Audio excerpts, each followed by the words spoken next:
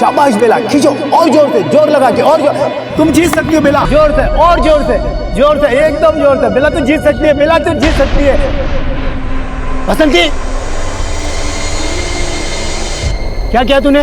हाँ, बेला से हार नहीं आई तो रसा छोड़ दिया? मैंने बेला के हारने के डर से रसा नहीं छोड़ा, इसलिए छोड़ा क्योंकि आप सिर्फ बेला को ही प्रोत्साहित कर रहे हो। मैं आपकी बेटी नहीं हूँ क्या? देखो बेटा, बेला से ज्यादा ताकत तुम में है ना। हाँ, फिर देखा, फिर भी बेला है ना तुमसे कैसे टक्कर ले रही थी। खेल हो या जिंदगी, हार जीत मायने नहीं रखती है। मायने रखती है कि हम अपनी लड़ाई हिम्मत से लड़ें।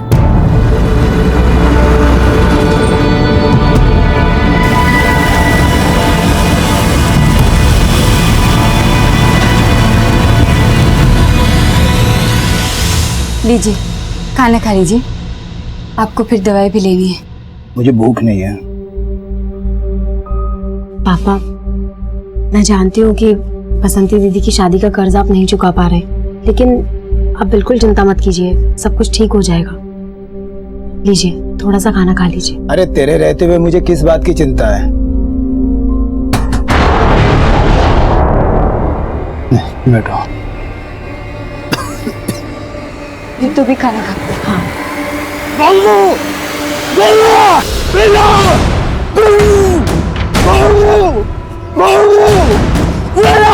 पापा,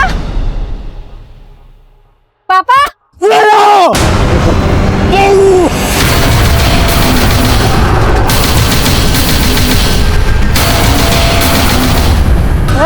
अगर पुलिस को कुछ ही बताया ना तो तुम लोगों को मार दूंगा, समझा? चल चलो रे।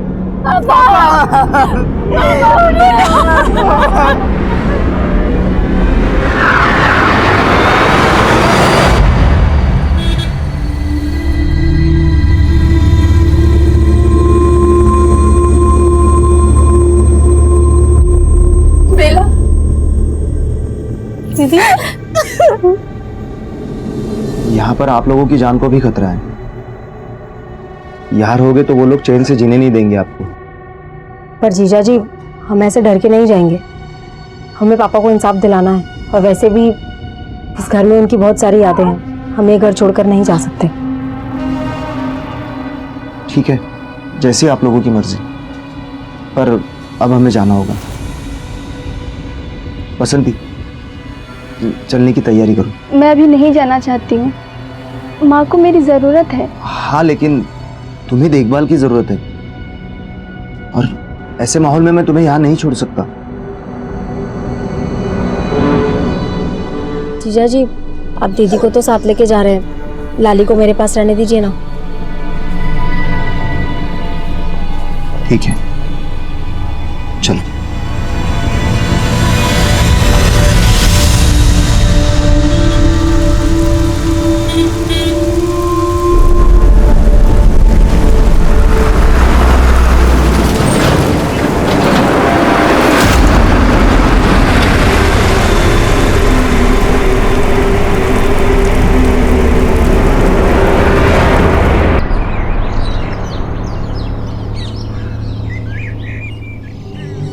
बेला का कुछ पता चला?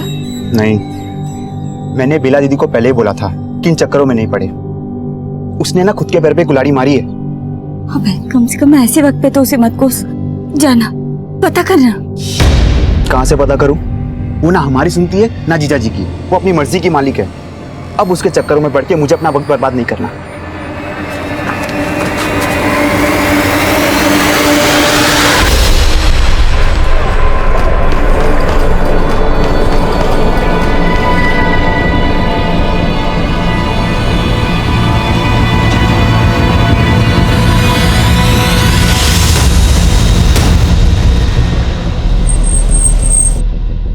जय हिंद सर। सर, इन्होंने सुबह 5 बजे इस लड़की को यहाँ पे देखा था, और सर इसके मुंह और दोनों पैर बंधे हुए थे सर।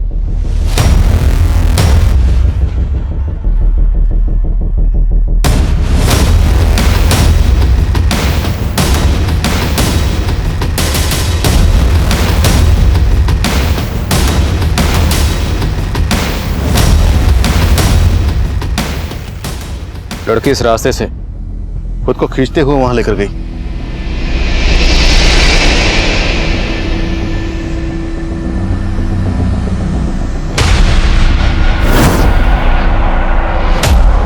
जगह को देख के लग रहा है यहाँ पे ज्यादातर लोग पीने वाले या फिर जुआ खेलने वाले आते होंगे। तो वो लड़की यहाँ क्या करने आई होगी?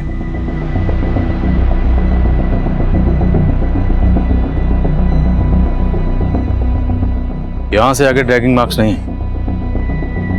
ऐसा हो सकता हो लड़की को गाड़ी में यहाँ पे लाया गया हो, उसके बाद रेप करने के बाद यहीं छोड़ दिया गया होगा। यहाँ आने जाने वाले सभी रास्तों के सीसीटीवी चेक करो। हो सकता है किसी में वो गाड़ी कैप्चर हुई हो। और जितने भी लोग यहाँ पे शराब पीने या जुआ खेलने आते हैं सबको रन ऑफ करो। Right sir.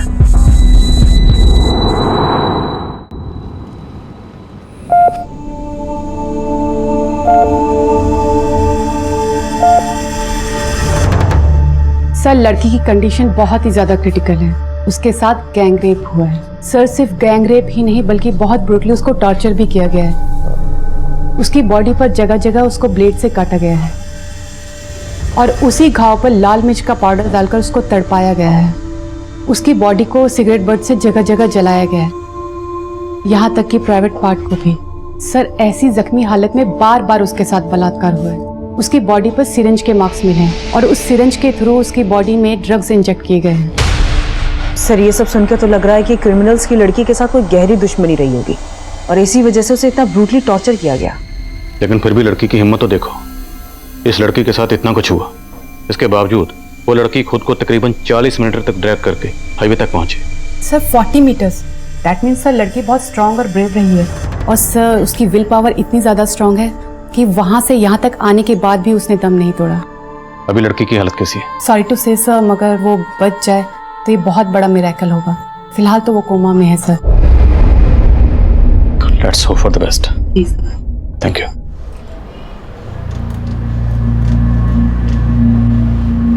सर ये रास्ता उसी एरिया की तरफ जाता है जहां पे हमें उस लड़की के ड्रैगिंग मार्क मिले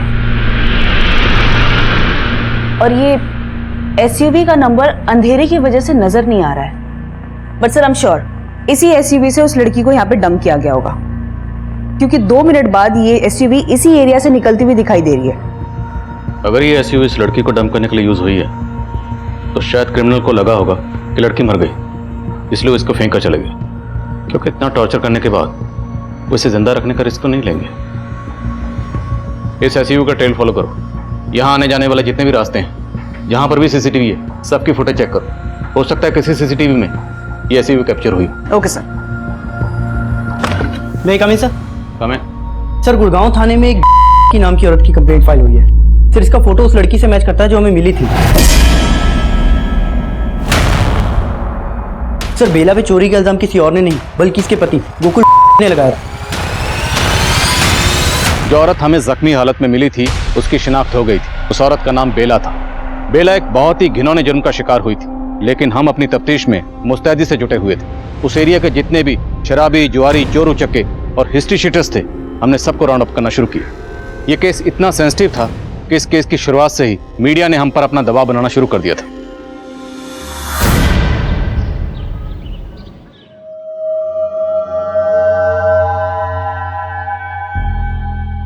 पापा, माँ ने आपको मना किया था ना दारू पीने, और फिर भी आप ए चुप, बढ़िया ही माँ वाली। तूने उसको मदद की ना जेवर और पैसे चुराने में।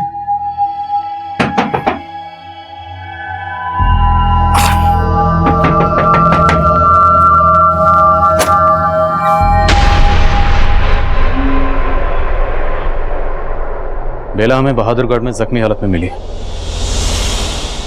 उसके साथ गैंग रेप हुआ। क्या रेप?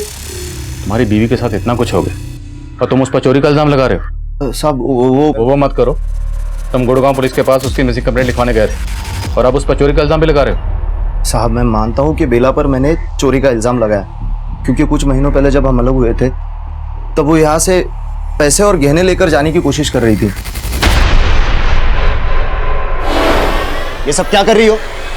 मैं तुम्हें मेरा और पैसा बर्बाद करने नहीं दूंगा। मुझे इनकी जरूरत है, मैं थोड़े दिन में वापस कर दूंगी। इन पे सिर्फ लाली का हक है। कल को उसकी शादी होगी, अगर ये भी तू ले गई तो लाली का क्या होगा? लाली की फिक्र मुझे आपसे ज्यादा है।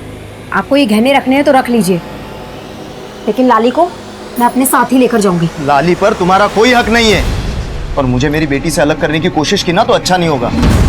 बेला मुझसे अलग होकर हमारे पड़ोस में ही उसकी सहेली के साथ रह रही थी। अभी 2 दिन पहले ही मैंने देखा घर से गहने और 25,000 रुपये गायब है। तब मुझे लगा कि ये सब वो लेके गई होगी। फिर मैं सविता के घर गया, उसकी सहेली के, लेकिन सविता के घर को ताला था और बेला का फोन भी बंद आ रहा था। फिर मैंने सविता को फोन किया। हेलो हेलो सविता, बेला कहाँ है? मुझे नहीं मालूम, मैं तो मेरे भाई के आई हूँ पिछले 2 दिन से।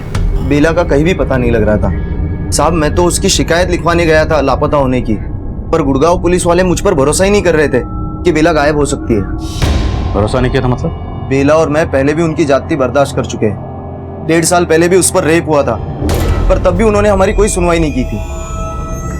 बेला का रेप हुआ था? हाँ साहब, और किसी और ने नहीं किया था, कांस्टेबल ललित शर्मा ने किया था। बेला ललित शर्मा के घर साफ सफाई का काम करती थी।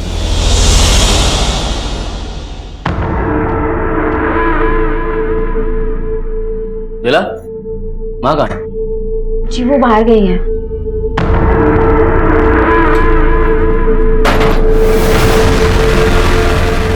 ये दरवाजा क्यों बंद कर दिया? अरे बेला, बहुत दिन से सोच रहा था कि तेरे साथ थोड़ा सा वक्त गुजारूं अकेले में। ठीक, आज मौका मिल गया ना, आज हम दोनों अकेले हैं, चल बैठ के कुछ बात करते हैं।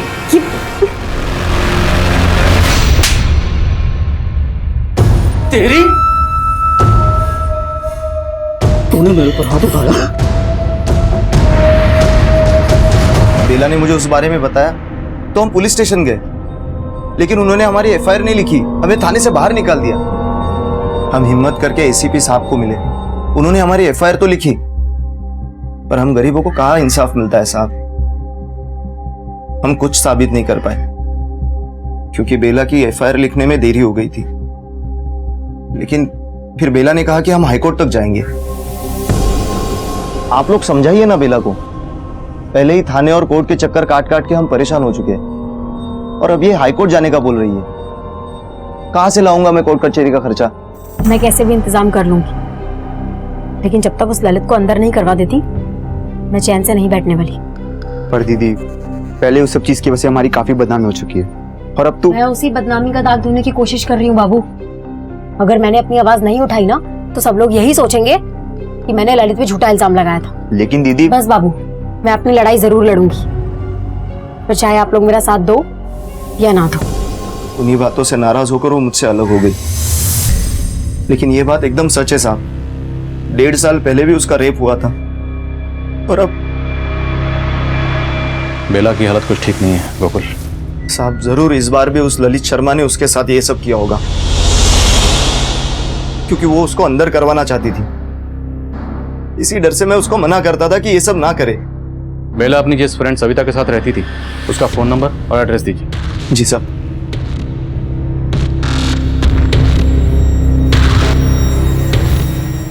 पापा, मुझे भी माँ से मिलना है।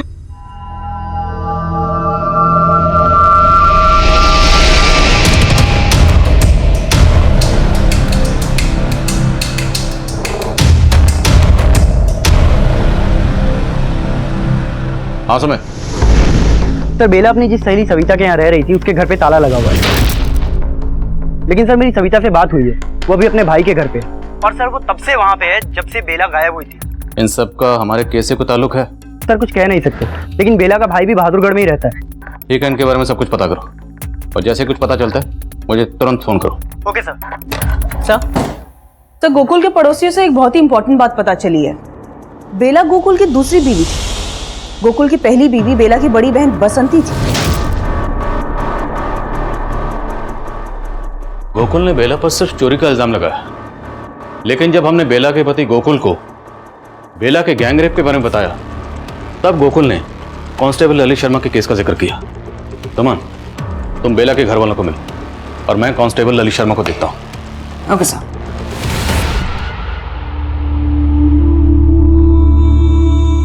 पापा, ये सब क्या लगाया है माँ को? माँ बोलेगी कैसे?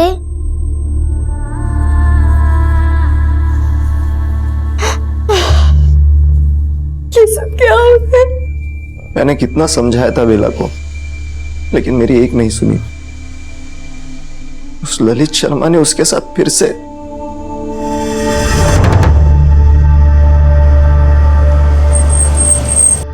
सर जी मैं जानता हूँ आप क्या सोच रहे हो, ये सर मैं साफ कर देता हूँ कि जो कुछ भी बेला के साथ हुआ ना, इससे मेरा कोई लेना देना नहीं है। लेकिन बेला ने तुम पर रेप का इल्जाम लगाया था। सर झूठा आरोप लगाया था और इस मामले में सीबीआई मुझे पहले क्लीन चिट दे चुकी है। लेकिन ये तो सच है ना कि बेला तुम्हारे घर में काम करती थी? हाँ सर सच है, वो काम करती थी। तो एक मामूली सी काम करने वाली औरत तुम जैसे पुलिस वाले पर रेप का झूठा इल्जाम क्यों लगाएगी? सर वो मेरी माँ का बदला मुझसे ले रही थी। किस बात का बदला? सर जी मैं यहाँ अकेला रहता था और जब मेरी माँ मेरे साथ रहने के लिए गांव से आई तो सर जी मेरी माँ को मालूम पड़ गया कि बेला दूसरी जात की है।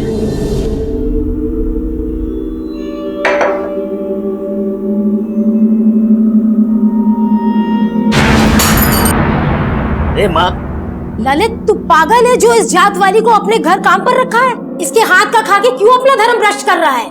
माँ कैसी बात कर रही है? देख मैं ये सब नहीं मानता हूँ। तू चुप कर, इसको अभी काम से निकाल। पूरा घर अशुद्ध करके रख दिया है। सर जी मैं मानता हूँ कि मेरी माँ थोड़ी पुराने ख्यालात की है, लेकिन बेला ने भी इस बात को दिल पे ले लिया और मुझ पे रेप का झूठा इल्जाम लगा दिया और इसी वजह से मैं 1 साल तक सस्पेंड रहा। बेला का पहले रेप किया गया, फिर पूरी तरह से टॉर्चर किया गया। बहुत ब्रूटल रेप है और उसकी हालत को देख के लगता है जैसे किसी ने कोई बहुत पुरानी नफरत निकाली उससे। और हमें पता चला कि अब वो तुम्हारे खिलाफ हाईकोर्ट जाने वाली है। तो कैसी डर की वजह से तुमने बेला? नहीं सर जी मैंने ऐसा कुछ नहीं किया, मेरी बात का विश्वास कीजिए। बेला ने अपने सपनों का बलिदान दे दिया, लेकिन क्या? लेकिन 1.5 साल पहले बेला का बलात्कार हुआ, इसी वजह से उन दोनों के बीच। लेकिन गोकुल जी ने उसका साथ भी नहीं छोड़ा, बेला को न्याय भी नहीं मिला। कुसुम जी गोकुल से अलग होने के बाद बेला आप लोगों के साथ भी तो रह सकती थी। ऐसी क्या वजह थी कि वो आप लोगों के होते हुए भी अपनी सहेली सविता के साथ रह रही थी? छोटे भाई ने 2 बातें क्या कह दी, वो नाराज हो गई। दीदी ये इंसाफ की रट लगाने से कुछ नहीं मिलने वाला। अरे गनीमत समझो कि इतना कुछ होने के बावजूद भी जीजा जी ने तेरा साथ दिया और अब तुमसे अलग हो रही है। तो मैं ये कैसे बर्दाश्त कर लूं कि मेरा बलात्कार करने वाला इंसान खुला घूम रहा है? बस करो। अरे इन सब से कुछ हासिल नहीं होने वाला। पहले हमारे खानदान की इतनी बदनामी हो चुकी है और अब तू उनसे अलग होकर यहाँ आ जाएगी तो लोग। तो तुझे लोगों की फिक्र है, अपनी दीदी की नहीं? तुझे परेशानी है ना, तो मैं इस घर में आके नहीं रहूंगी। बेला और गोकुल के बीच में लाली को लेकर झगड़े चल रहे थे। यहाँ बेला के साथ इतना कुछ हो गया और गोकुल उस पर चोरी का इल्जाम लगा रहा था। ये बात जानकर तो मुझे भी बहुत बड़ी हैरानी। जब गोकुल जी से फोन पर बात हुई तब पता चला कि उनको तो यही लगता है कि बेला हमारे साथ रहती है। माँ जी बेला ने ये अच्छा नहीं किया, वो मेरे घर से पैसे और गहने चुरा कर ले गई है। गोकुल जी आपको बहुत बड़ी गलतफहमी हुई है, बेला ऐसे कर ही नहीं सकती। अरे उसके सर पे भूत सवार है ना इंसाफ का, और उस चक्कर में वो मेरी सारी कमाई कोर्ट कचहरी में बर्बाद करना चाहती है। लेकिन मुझे मेरा पैसा वापस चाहिए। तभी मुझे पता चला कि बेला गायब है। मैंने बाबू से कहा कि वो जाकर उसे ढूंढे, लेकिन मुझे नहीं पता था कि उसके साथ इतना बुरा हो गया होगा।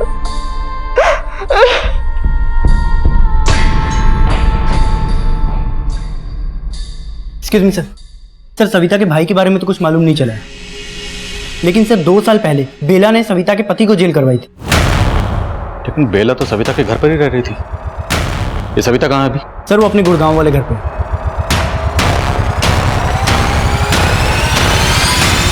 साहब मेरा पति जगदीश रोज दारू पी के मुझे पीटता था।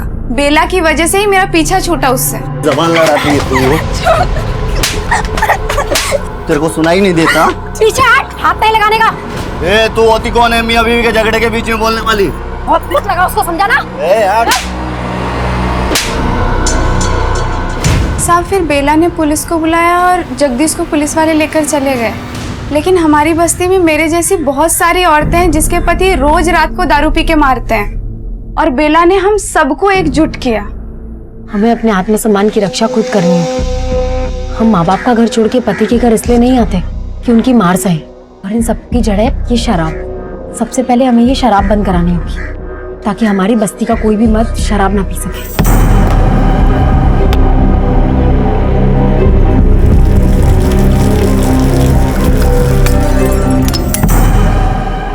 लेकिन उसके पति गोकुल का कहना है कि बेला उसके घर से चोरी करके भागी थी। साहब झूठ बोल रहा है वो। बेला ऐसा कर ही नहीं सकती है। जब बेला मेरे साथ रहती थी तो उसका पति यहाँ पे भी उसे परेशान करने आ जाया करता था। माँ हम सब साथ में कब रहेंगे? पापा ने बोला था अब तुम मेरी माँ नहीं हो। बेटा तू बिल्कुल चिंता मत कर, मैं बहुत जल्दी ना तुम्हें अपने पास ले आऊंगी। सपने देखना बंद कर दे तू। और तुमसे कहा था ना यहाँ मत आया करो। और तू मेरी बेटी को भड़काना बंद कर दे। चल बेटा। साहब, माना लाली बेला की सगी बेटी नहीं है, लेकिन लाली को बेला से ज्यादा कोई प्यार नहीं कर सकता साहब। हमें बेला बहादुरगढ़ में मिली और हमें पता चला कि बहादुरगढ़ में ही आपका भाई रहता है। तो क्या उस रात बेला बहादुरगढ़ में आपसे मिलने आई थी? नहीं साहब, मैंने बेला को आखिरी बार यहीं गुड़गांव में देखा था। सविता, हाँ मैं निकलती हूँ, मुझे आने में देर हो जाएगी। अच्छा सुनना, चाबी लेते हुए जा, मेरे भाई की तबीयत ठीक नहीं, मुझे उसके घर जाना पड़ेगा। ठीक है, चल मैं निकलती हूँ। हाँ। बेला बहादुरगढ़ में किससे मिलने गई होगी, आपको कुछ अंदाजा है? नहीं साहब, मुझे इस बात का कोई अंदाजा नहीं है।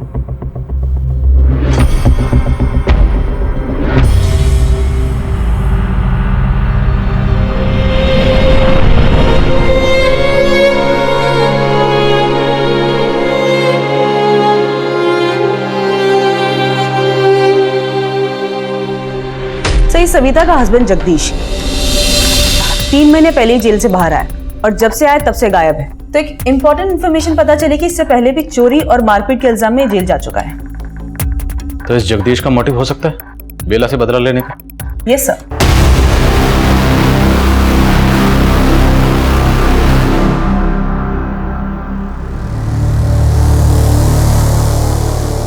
इस जगदीश के लिए लुकआउट नोटिस जारी करो। और कांस्टेबल ललित शर्मा के खिलाफ कुछ मिला? यस सर, कांस्टेबल ललित के बारे में पता किया। तो ये सच है कि कांस्टेबल ललित काफी टाइम से गुड़गांव में पोस्टेड है और बेला के साथ जो कुछ भी हुआ वो बहादुरगढ़ में हुआ।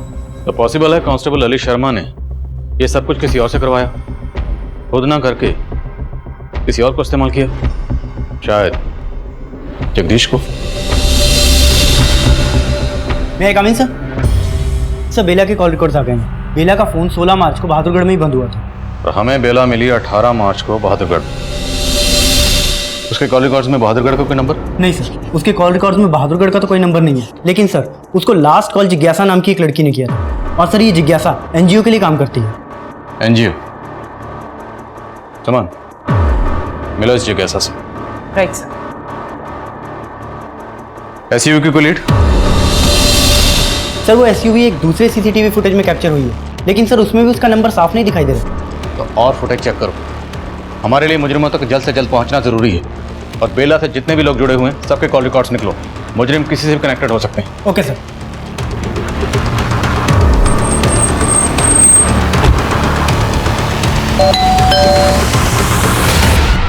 जिज्ञासा जी मैडम, मैं बेला से 3 महीने पहले मिली थी। मुझे पता चला था कि उसने कांस्टेबल ललित के खिलाफ रेप केस फाइल किया था और मैं उसकी मदद करना चाहती थी। देखो बेला, मैं जानती हूँ तुम ललित के खिलाफ आरोप साबित नहीं कर पाई। तुम चाहो तो हाई कोर्ट में उसके खिलाफ केस कर सकती हो। उसमें तो बहुत पैसे खर्च हो जाएंगे, इतने पैसे तो नहीं है मेरे पास। उसकी चिंता तुम मत करो, तुम्हारे केस के खर्चे के लिए मैं अपने एनजीओ में बात कर रही हूँ। तो तुम्हारी एनजीओ ऐसे केस में इंटरेस्ट क्यों ले रही थी जिसमें क्राइम ब्रांच ने भी कांस्टेबल ललित को क्लीन चिट दे दी थी?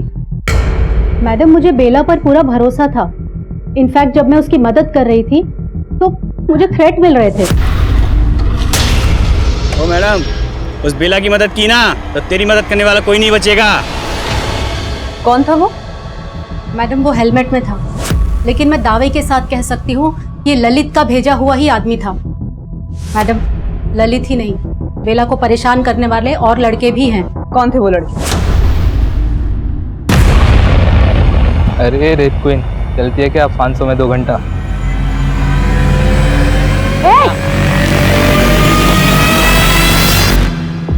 मुझे तो लगता है मैडम उन लड़कों को भी ललित ने ही भेजा था उसे परेशान करने के लिए।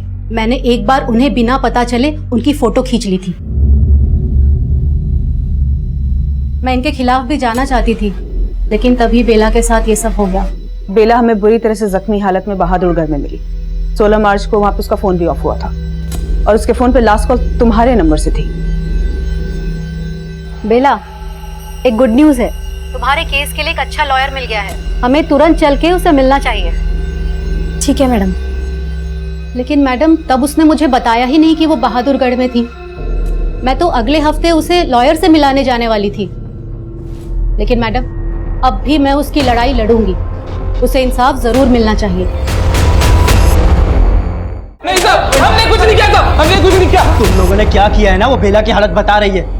रेप करने के लिए बोल रहे थे ना उसको? नहीं साहब, नहीं साहब, नहीं साहब, हमने ऐसा कुछ नहीं किया साहब। वो तो हमें लगा उसने झूठा रेप केस पैसों के लिए फाइल करा था, इसलिए बस पैसा दिखा के उससे पूछ लिया था, लेकिन हमने उसके साथ कुछ नहीं किया साहब। सर यकीन कीजिए साहब। इन लड़कों के बारे में पता करो, इनका जगदीश या ललित से कोई कनेक्शन है या नहीं। Okay sir. और जगदीश की कोई लीड? नहीं सर, उसका फोटो हर जगह सर्कुलेट किया है और अपने खबरियों को भी उसे ढूंढने पे लगा है, लेकिन सर उसका कोई अपडेट नहीं मिल रहा है। पता करवाओ। Okay sir. हाँ सुमा। सर, क्राइम सीन पे जो एसयूवी देखी गई थी उसका एक ट्रेल मिला है। एक पेट्रोल पंप के सीसीटीवी कैमरा में उस रात को वो एसयूवी कैप्चर हुई। उसका नंबर भी विजिबल है, किसी महेश के नाम पर है। मैं उसी एड्रेस पे जा रही हूँ। गुड, जाओ और मुझे अपडेट करो। Okay sir.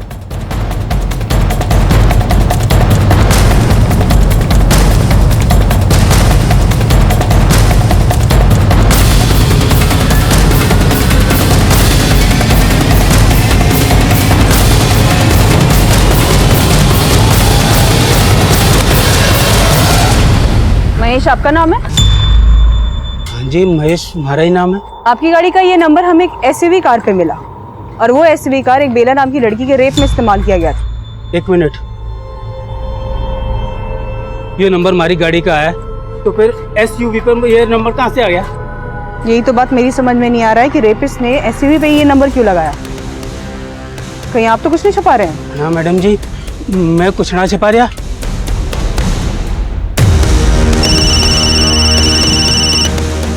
Yes sir. इस महेश का बेला या उससे जुड़े लोगों से कोई कनेक्शन? सर, अभी तक ऐसा कुछ मिला तो नहीं है, लेकिन फिर भी मैं चेक करती हूँ।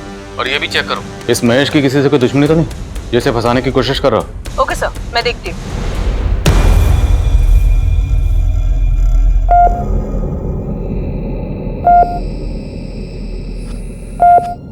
नानी, माँ ठीक कब होंगी? मुझे उनसे बात करनी है। तुम्हारी माँ जल्दी से ठीक हो जाएगी। वो ऐसे ही हार मानने वालों में से नहीं है। देखना, वो अपनी लड़ाई जरूर जीतेगी।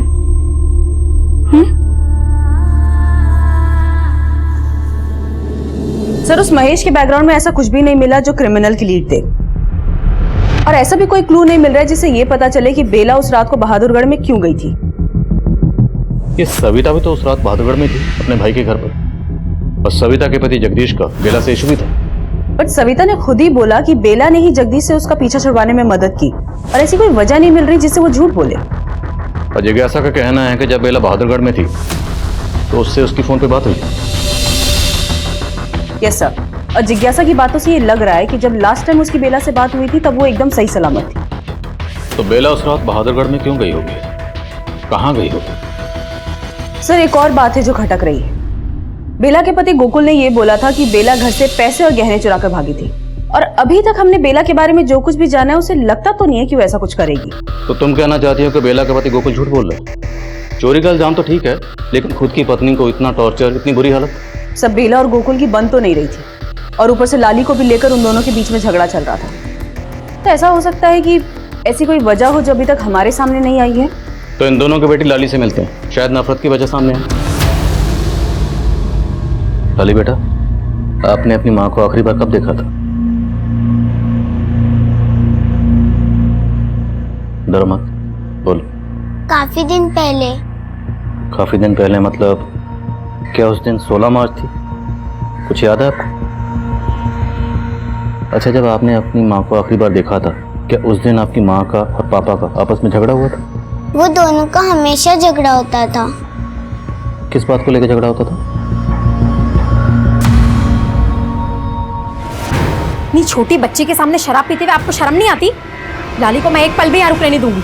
चल लाली यहाँ से। फिर पापा ने माँ को बहुत मारा और घर से बाहर लेके गए। साहब, वो सब तो पुरानी बातें हैं।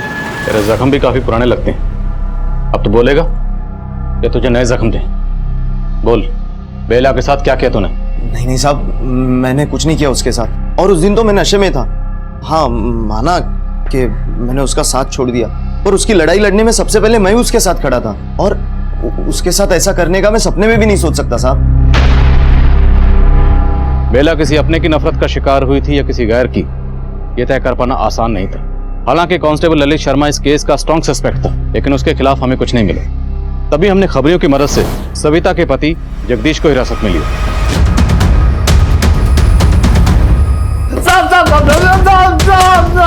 एक मिनट समझ। चल बोल। मैडम मैं मानता हूँ कि उसने मुझे अंदर करवाया, लेकिन आप मेरा विश्वास कीजिए, मैंने कुछ नहीं किया मैडम। जगदीश एक ऐसा मुजरिम था जिससे सच उगलवाना आसान नहीं था। पर तभी हमें इस केस का एक और पहलू पता चला। बेला के हादसे से कई साल पहले बेला के पिता केदारनाथ का कत्ल हुआ था और वो केस भी अब तक अनसॉल्व था। मैडम मेरे पापा ने बसंती दीदी की शादी के लिए एक साहूकार से कर्जा लिया था, पर वो उस कर्जे को चुका नहीं पा रहे थे।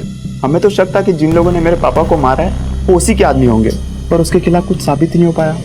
बेला के भाई बाबू के बयान की बुनियाद पर हमने केदारनाथ मर्डर केस को बारीकी से स्टडी किया और उससे हमें कुछ नहीं मिला। दरअसल उस वक्त मुजरिमों ने जिस एसयूवी का इस्तेमाल किया था, उस एसयूवी के अलावा हमारे पास और कोई लीड नहीं। और एसयूवी पर जिस महेश नाम के शख्स की गाड़ी का नंबर इस्तेमाल हुआ था, उस महेश की बैकग्राउंड में भी हमें ऐसी कोई बात पता नहीं चली जिससे हमें इस केस में कोई लीड मिल पाती। अब हमें यही लग रहा था कि बेला का बयान ही इस केस पर रोशनी डाल सकता है, लेकिन बेला की हालत दिन ब दिन इतनी नाजुक होती जा रही थी कि उसके बयान देने की दूर दूर तक कोई गुंजाइश नजर नहीं आ रही थी। लेकिन तभी इस केस में कुछ ऐसा हुआ जिसके बारे में हमने सोचा भी नहीं।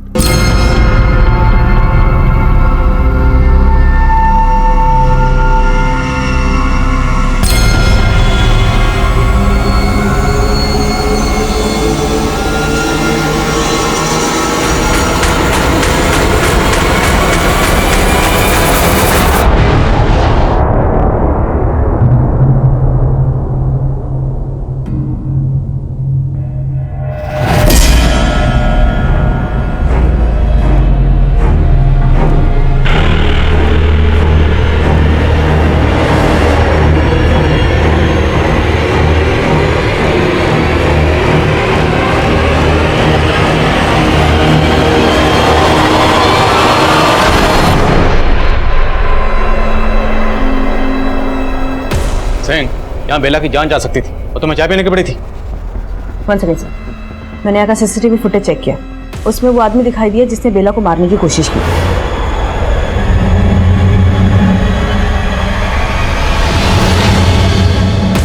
सर ये लड़का, इसने वार्ड बॉय के कपड़े जरूर पहने हैं, लेकिन ये हमारे यहाँ काम नहीं करता। पॉज करो।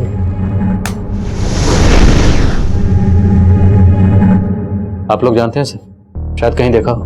नहीं साहब, हम नहीं जानते इसको।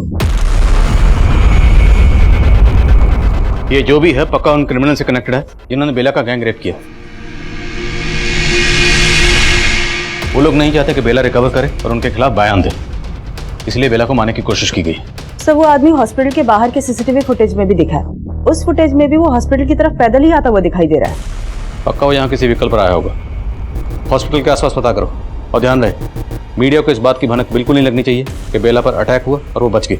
इससे क्रिमिनल अलर्ट हो जाएंगे। उन्हें वही लगने दो, वो जो करना चाहते थे उन्होंने कर ली। और ये भी चेक करो कि इस आदमी का कोई क्रिमिनल रिकॉर्ड है या नहीं। Okay sir. पराग भैया, काम हो गया? एकदम हो गया। बेला की बला दूर, रात का बुलेटिन देख लेना। पार्टी तो फिर बनती है, हैं? रेप करेंगे हम और सजा भुगतेगा वो ललित। बुला ले रहे अपनी सबिया को, आज फिर से अपनी रात रंगीन मनाएंगे और फिर गायब हो जाएंगे। ठीक है भैया। हाँ समझ। सर एक ऑटो वाले ने उस आदमी को आइडेंटिफाई किया है। सर इस ऑटो वाले ने बताया कि इसने उसे हॉस्पिटल से उठाया था और बहादुरगढ़ रोहतक रोड पे छोड़ा था। तुरंत वहां जाओ, वो आदमी वहीं कहीं हो सकता है। Okay sir. सर मैं जिज्ञासा से मिली, उसे बात करके एक हिंट मिली है। कैसा हिंट?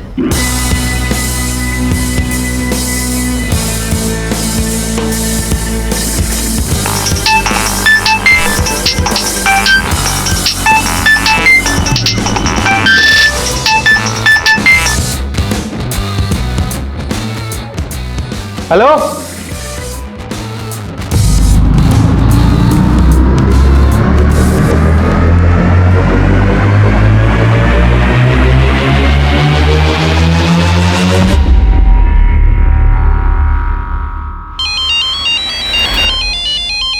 हाँ बोल।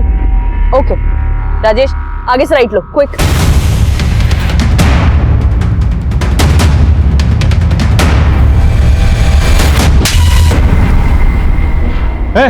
चल।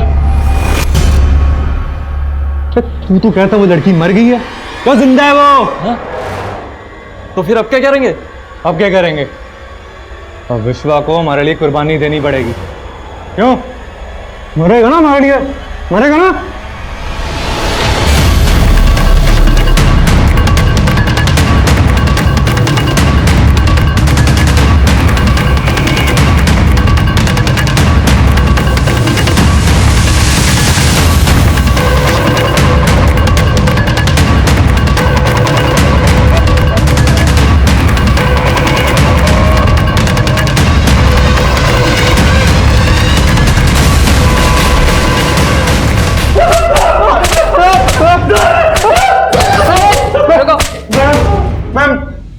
मैडम, ये विश्व हमारा दोस्त जरूर है, लेकिन हमने उस लड़की के साथ कुछ नहीं किया।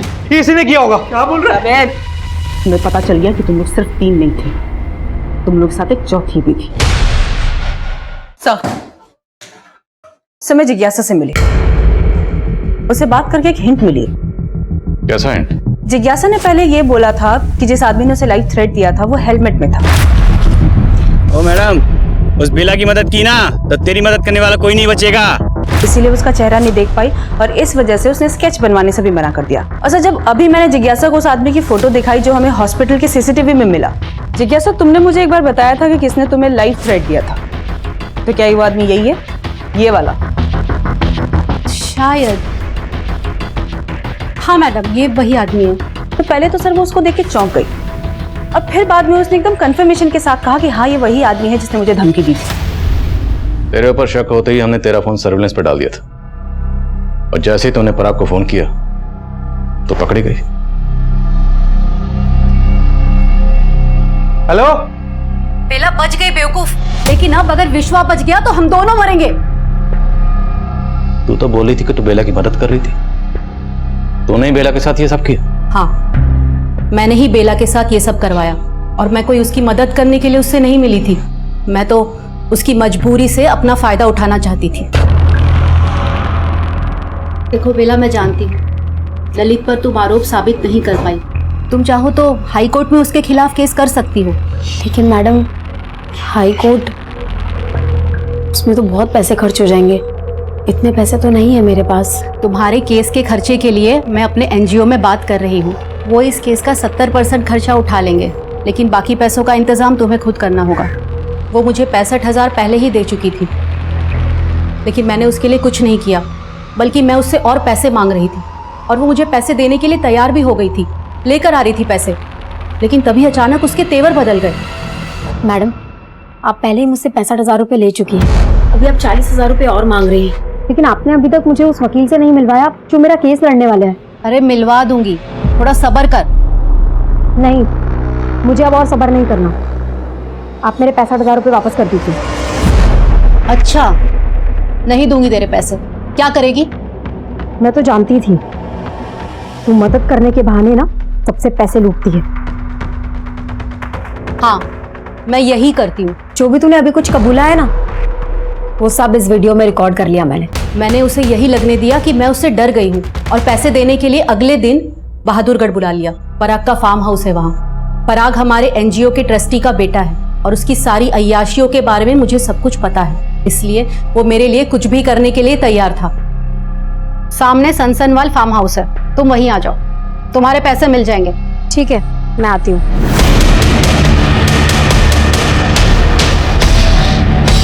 हमें लगा कि वो मर गई है, इसीलिए हमने उस रात उसे वहां पे फेंक कर चले गए, लेकिन बाद में मालूम पड़ा कि वो जिंदा है। और उसके बाद तुम लोगों ने उसे मारने की कोशिश की, लेकिन अब तुम तीनों हमसे नहीं बचने वाले।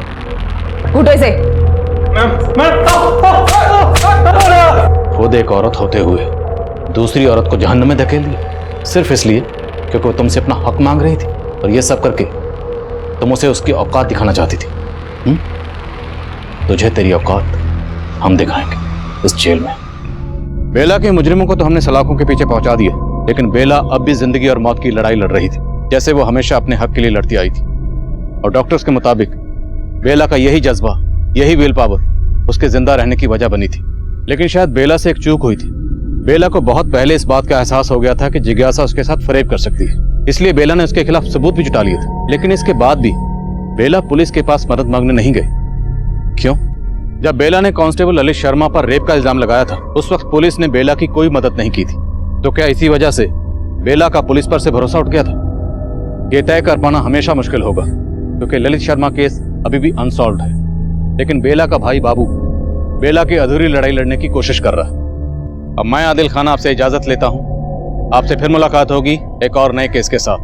तब तक देखते रहिए क्राइम पेट्रोल दस्तक। मकसद बताना नहीं, बचाना है।